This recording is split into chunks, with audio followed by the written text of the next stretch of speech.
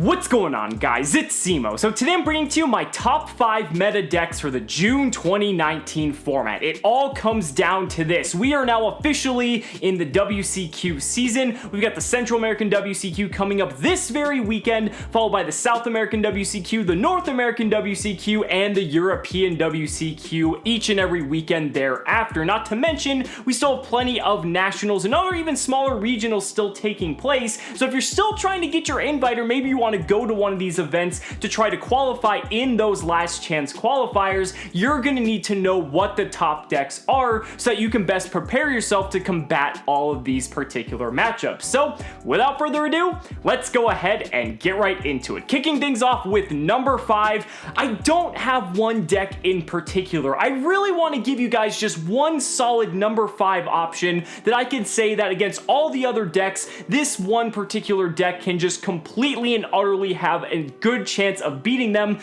But that option does not exist. We're currently in a 4-deck format where there are 4 specific decks that are just better than all the rest, but that doesn't mean there aren't specific strategies you could employ to try to combat all of these top decks. I mean, there's been other strategies that have been able to top even in a meta comprised of the other decks we're going to be discussing in this video. I mean, we've seen decks like Pendulum Magician top. Pendulum Magician has had so many different variants at this point. When you have just normal Pendulum Magicians combined with the Mythical Beasts, we now have the Endymion cards from the new Order of the Spellcaster structure deck. There's just so many different engines and sub-engines you can play in this deck, and being the combo deck that it is, it has a lot of advantages. It can play through hand traps, it can just make really strong, borderline unbreakable boards, very similar to some of the other decks we're going to discuss. So this deck has a lot of other good things going for it. Take another deck like True Draco. True Draco is another deck that's been able to not only top at a YCS level, but able to compete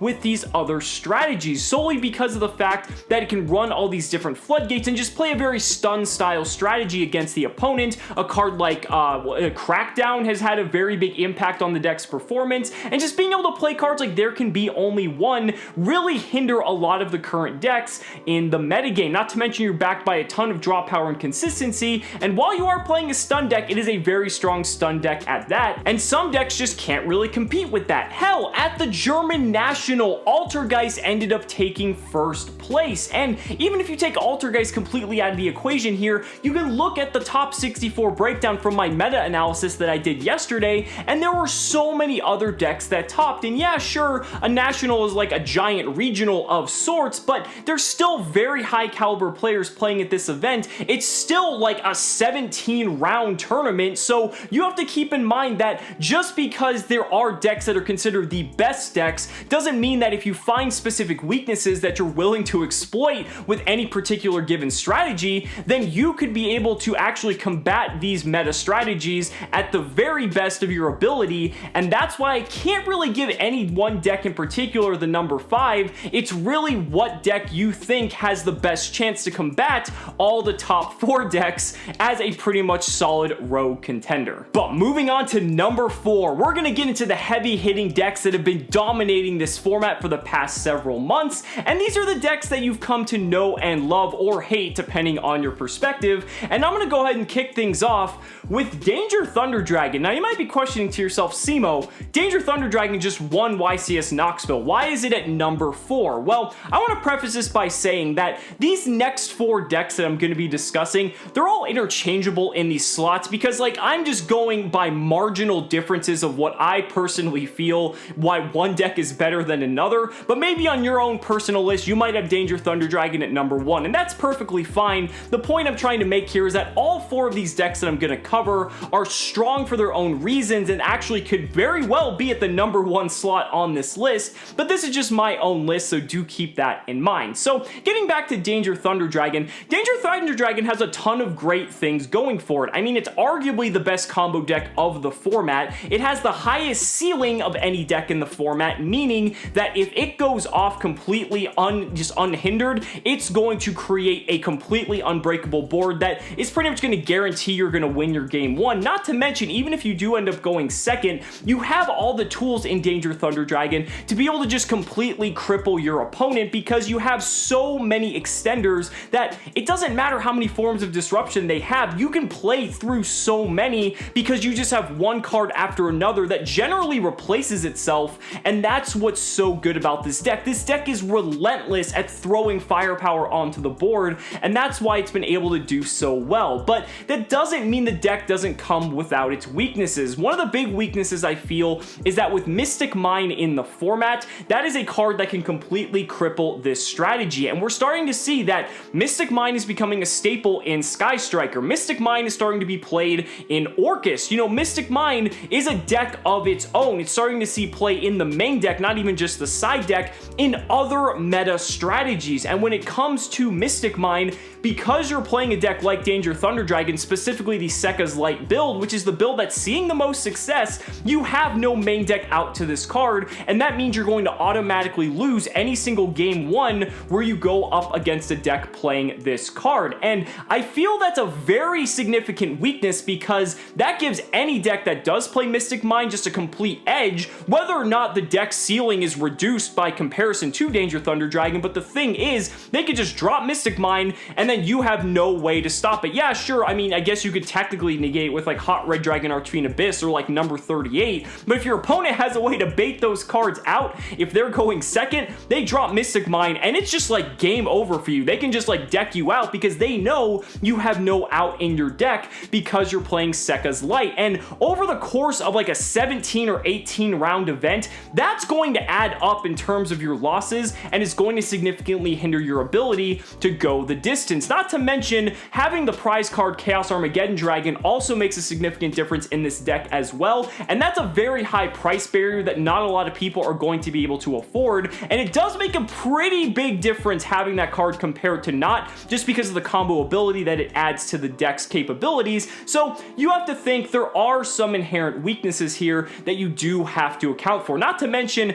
Lancia is pretty much seeing side deck play in pretty much every side deck right now, just because of Orcust. And against Danger Thunder Dragon, while it isn't like completely crippling, it has a very significant weakness to Lancia inherently, so that is something you have to take into account. By no means is Danger Thunder Dragon a bad deck. It is a very powerful deck. It just has some weaknesses that in the current metagame make me want to favor it less than some of the other decks we're going to talk about, and that's why I had to put it at my number 4 slot. Now coming in at number 3, we have the longest lasting deck out of all the decks we're going to be discussing that still manages to top tournaments and win tournaments to this very day, and a lot of people are kind of fed up with it, to be completely candid, and that is Sky Striker. Now, Sky Striker is on here for several reasons. I mean, it really needs no introduction for its consistency, its toolbox capabilities, and the fact that it's just an overall really solid deck. But the reason why I have Sky Striker on here is just the fact that it's been able to take up a majority of so many different events over the course of its lifespan. I mean, the fact that every single event you see Sky Striker at the top tables taking up a significant piece of that pie chart of any given event, whether it's a regional going all the way up to a YCS, a UDS, you know, what have you,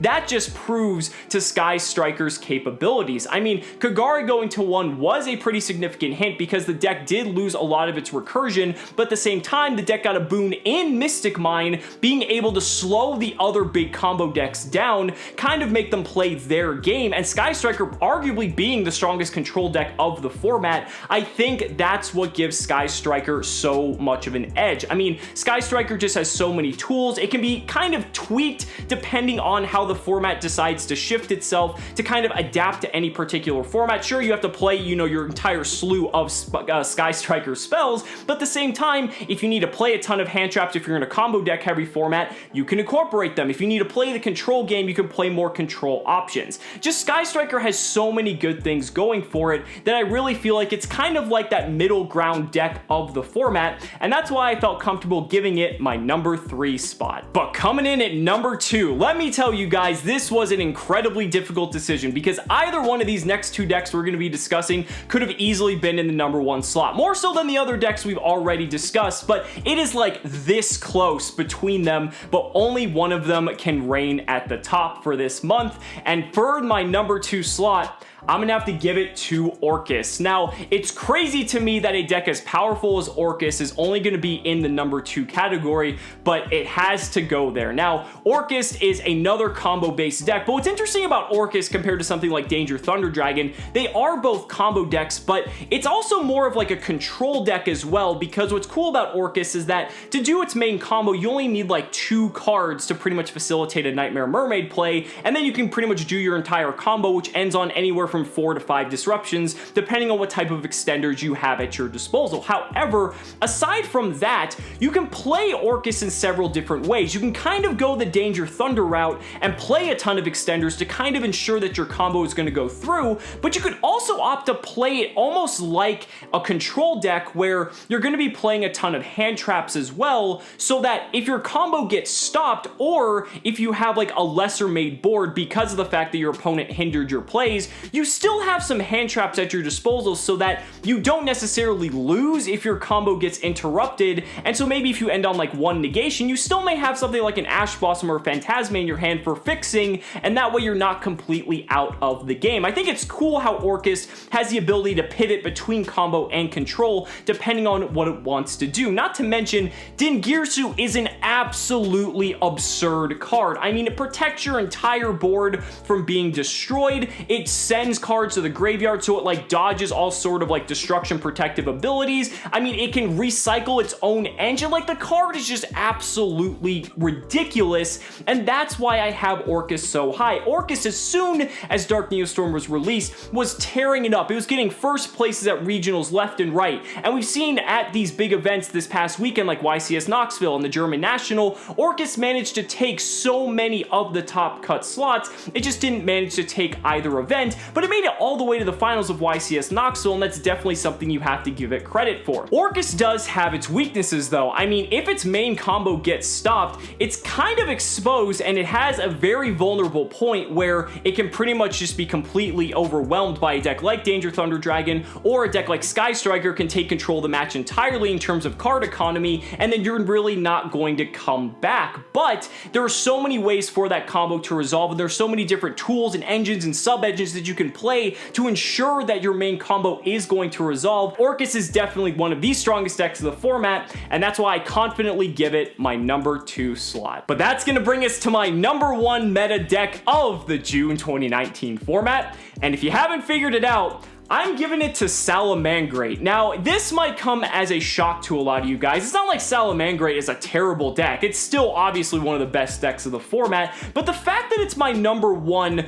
it took a lot of time for me to come to this conclusion. Like I said, it was fighting with Orcus for number 1, but I have a very good reason for putting it here. Salamangreat, very similar to a deck like Sky Striker, has proven ever since its release that it is able to compete at the highest tiers of competitive play. It's done so much at all different levels, and it's obviously proven that it is extremely powerful. But I think when it comes to Salamangreat, what I like the most about this deck in particular is that it's sort of like a jack of all trades, master of none type deck. What do I mean by this? Well, it's obviously consistent because it's able to do a 1-card combo that isn't the most intimidating, but it's able to produce enough card advantage and kind of set you up for the next turn. Not to mention, you can back that up with a plethora of different hand traps. And why I feel that's so significant is that because we have 2 main combo decks in the format, being Danger Thunder and Danger Orcus, the hand traps are significant because these other decks aren't really playing them, and those cards can actually stifle those plays very significantly. And you also have a very consistent combo that doesn't require a lot of deck space in order to facilitate.